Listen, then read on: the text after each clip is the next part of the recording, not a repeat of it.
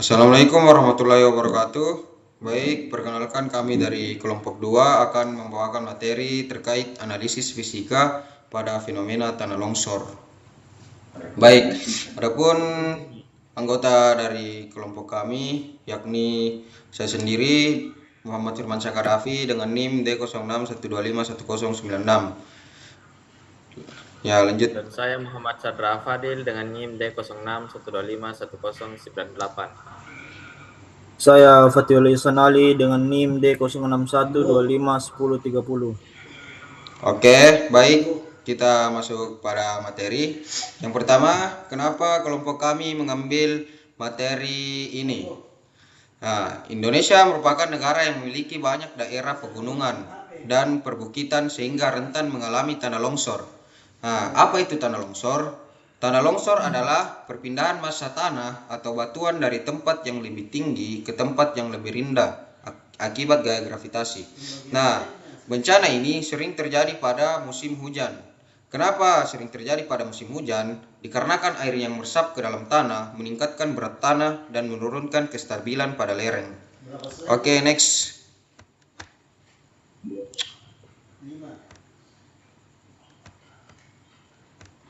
Oke, adapun tujuan dari materi kami yakni kita dapat mengetahui bahwa tanah longsor terjadi ketika gaya yang mendorong massa tanah bergerak ke bawah lebih besar daripada gaya yang menahannya. Kondisi tersebut dipengaruhi oleh kemiringan lereng, curah hujan yang tinggi, jenis tanah, erosi, gempa bumi, ataupun aktivitas manusia seperti penebangan, hutan, dan pemotongan lereng. Oke, next. Baik. Oke, pemateri selanjutnya akan dibawakan oleh Muhammad Sadra Al-Fadil. Kepadanya dipersilakan. Baik, tinjauan fisika yang kami gunakan yaitu fenomena tanah longsor dapat dijelaskan menggunakan konsep gaya gravitasi, gaya normal, dan gaya gesek. Berat tanah dirumuskan sebagai W sama dengan mg, dengan keterangan W yaitu berat, M sama dengan massa, dan G yaitu percepatan gravitasi.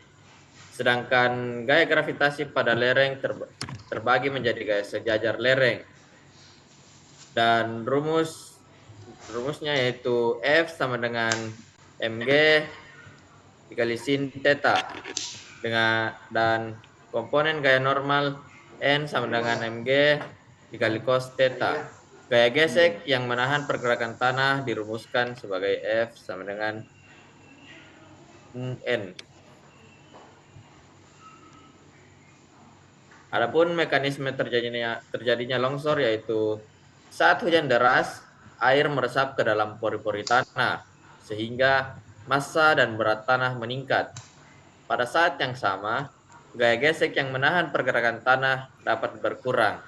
Akibatnya, tanah yang ada pada lereng menjadi tidak stabil dan tanah berpotensi bergerak menuruni lereng.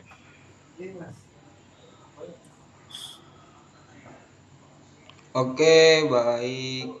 Kita masuk di materi selanjutnya yang akan dibawakan oleh Muhammad Fatihul. Oke, baik. Kita akan masuk ke materi selanjutnya yang akan dibawakan oleh Muhammad Fatihul Ihsan Ali. Kepadanya kami persilakan. Baik, syarat terjadinya longsor. Longsor akan terjadi apabila gaya gravitasi yang bekerja sejajar lereng lebih besar daripada gaya gesek yang menahannya, atau dapat dituliskan sebagai mg sin theta, mg cos theta. Semakin besar gaya pendorong atau semakin kecil gaya gesek, semakin besar kemungkinan terjadinya longsor. Next.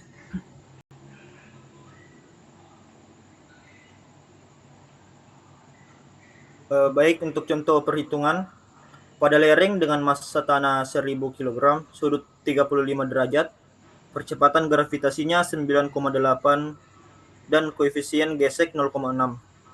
Diperoleh berat tanah sebesar 9.800 Newton, gaya sejajar lereng 5.625,2 Newton, dan gaya normal 8.026,2 Newton, dan gaya geseknya 4.815,7 Newton. Next.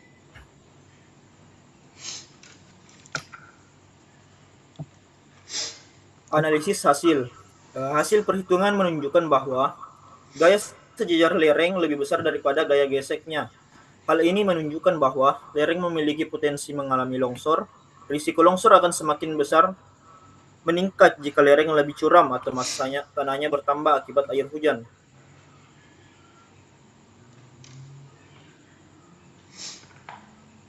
Nah, adapun kesimpulannya, tanah longsor merupakan fenomena alam yang dapat dijelaskan melalui konsep gaya gravitasi, gaya normal, dan gaya gesek.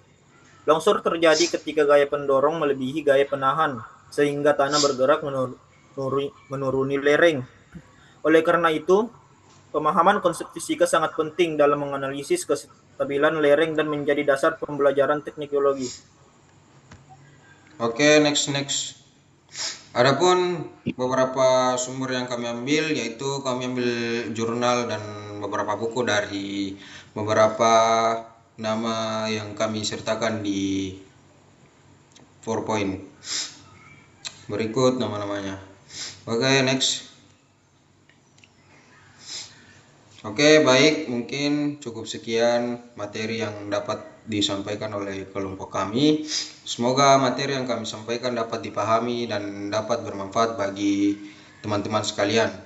Dan mohon maaf kalau kelompok kami masih banyak kurangnya dan semua kelebihannya datang dari Tuhan Yang Maha Esa. Cukup sekian dari kami. Wabillahi taufiq wal hidayah. Wassalamualaikum warahmatullahi wabarakatuh.